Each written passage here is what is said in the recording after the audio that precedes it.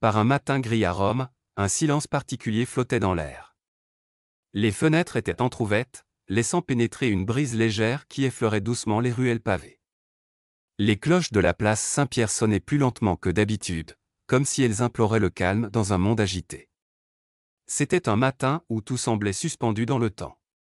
La lumière douce se frayait un chemin à travers les rideaux, adoucissant la pièce avec une lueur presque sacrée. Dans cette atmosphère de tranquillité, sous des draps légers, l'homme dont la voix avait jadis guidé des millions de croyants reposait, le regard fermé, non par absence, mais en contemplation profonde. Le pape, un homme autrefois vénéré pour ses paroles pleines de sagesse, ne parlait presque plus. Chaque mouvement dans la pièce était mesuré, respectueux, comme si l'espace même respectait la dignité du moment. Les membres du personnel médical et les religieux présents restaient figés, dans un profond respect.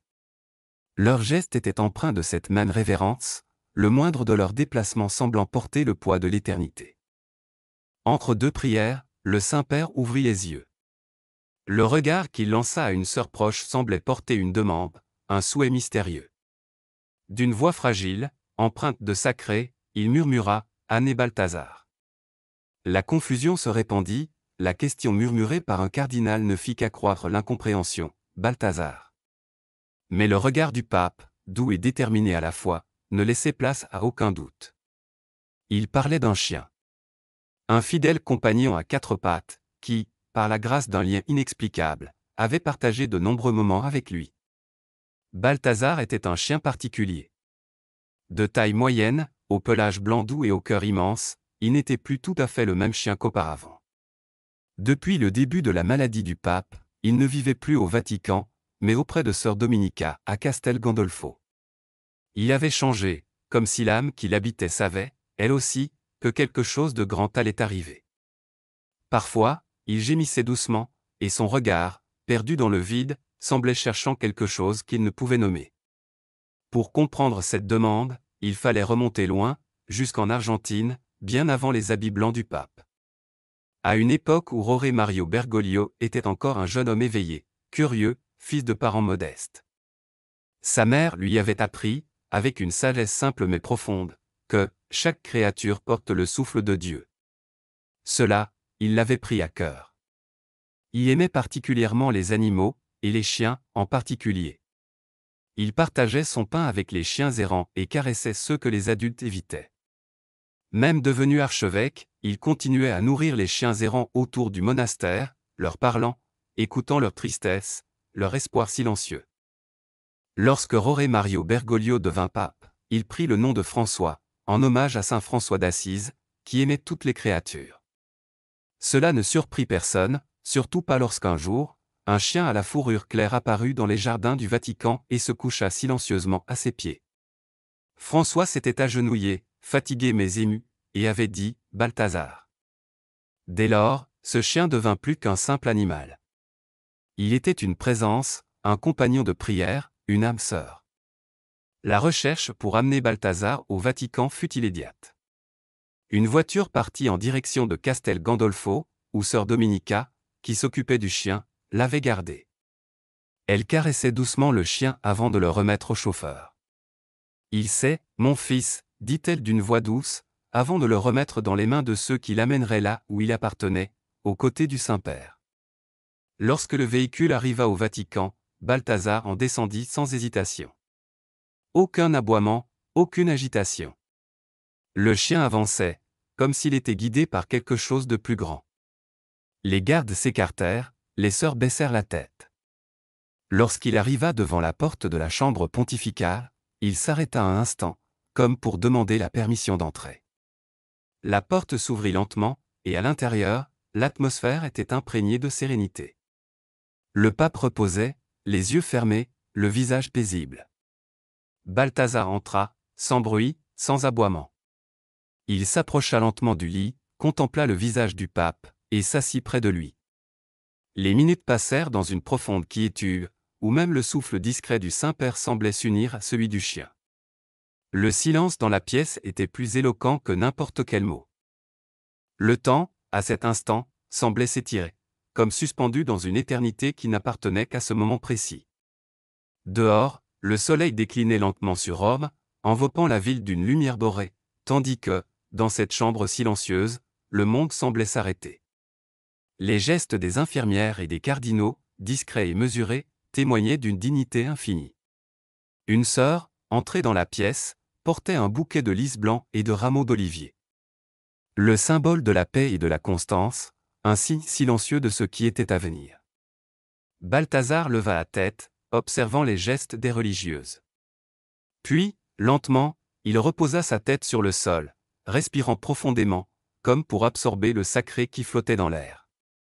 Chaque mouvement, chaque regard, chaque souffle semblait porter en lui la promesse d'une fin qui n'était pas une fin, mais un passage. Dans un monastère lointain, à Assise, une lettre était lue à voix haute. Elle venait d'une communauté franciscaine qui pressentait que le rapprochait, une note manuscrite portant des mots d'espoir et de lumière. Lorsqu'elle fut lue, Balthazar leva brièvement la tête, comme s'il avait compris. Puis il referma les yeux, ses gestes empreints de douceur et de fidélité. Il était là, à ses côtés, plus qu'un chien, plus qu'un témoin, une âme sœur silencieuse. À l'extérieur, Rome continuait de vivre, mais ici, dans cette chambre du Vatican, le temps s'était suspendu. Balthazar, fidèle jusqu'à la fin, resta là. Il s'approcha à nouveau du pape, posa doucement sa truffe sur la main de celui-ci, dans un geste d'une tendresse infinie. Les premières cloches du matin commencèrent à sonner à peine, une mélodie douce, distante. Pourtant, en la pièce, il n'y avait plus que le silence, ce silence empreint de respect, de paix, et d'un amour qui ne meurt jamais. Elle murmura, « Il a toujours aimé les chiens. » Tandis qu'elle allumait une bougie, une larme roula sur sa joue. Personne ne lui avait rien dit, mais elle l'avait simplement ressenti, comme les animaux le perçoivent. Balthazar, le chien blanc, semblait comprendre. Tandis que le monde s'éveillait, l'aube enveloppait Rome.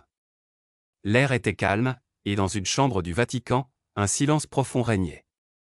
Balthazar reposait silencieusement au pied du lit papal, sa truffe proche de la main du pape, celle qui avait béni tant de foules. Ce n'était pas du sommeil, mais une veille, une présence palpable.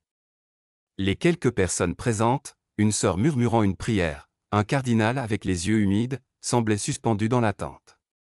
L'air portait un sentiment sacré, comme si quelque chose d'immense était en train de se passer. Le regard de Balthazar parcourut le visage paisible du pape.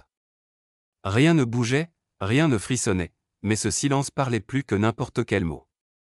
Puis, doucement, les cloches se mirent à sonner. Pas d'alerte, mais un écho, une prière douce. À l'extérieur, les premiers rayons du soleil éclairaient la ville.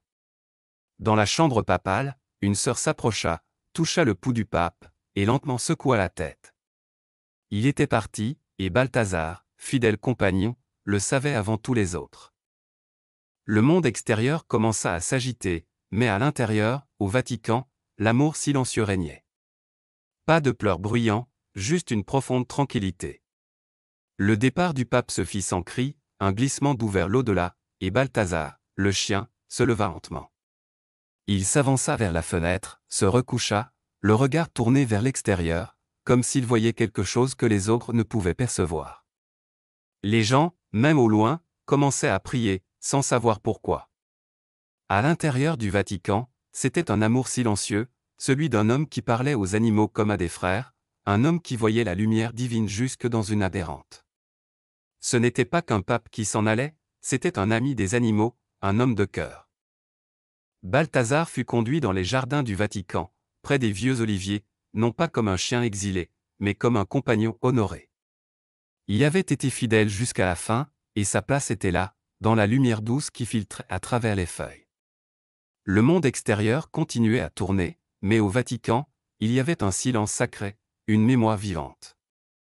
Quelques jours plus tard, des photos de Balthazar, sur un banc de pierre, firent le tour du monde. Un chien, solitaire mais digne, devenait un symbole de fidélité et de silence.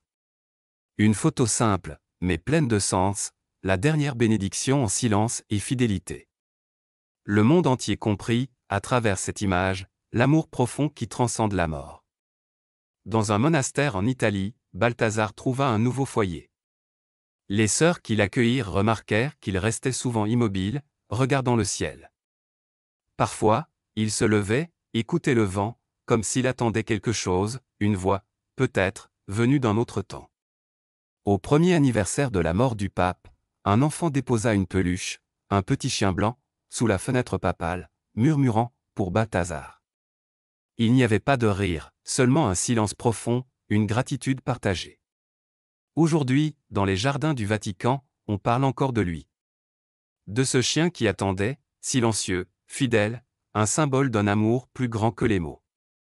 Quand une colombe passe, certains pensent que Balthazar attend toujours, peut-être le souffle de son ami, la lumière d'un autre rendez-vous. Car dans son attente, il n'y a ni peine, ni solitude, mais le souvenir d'une amitié qui n'a jamais vraiment disparu.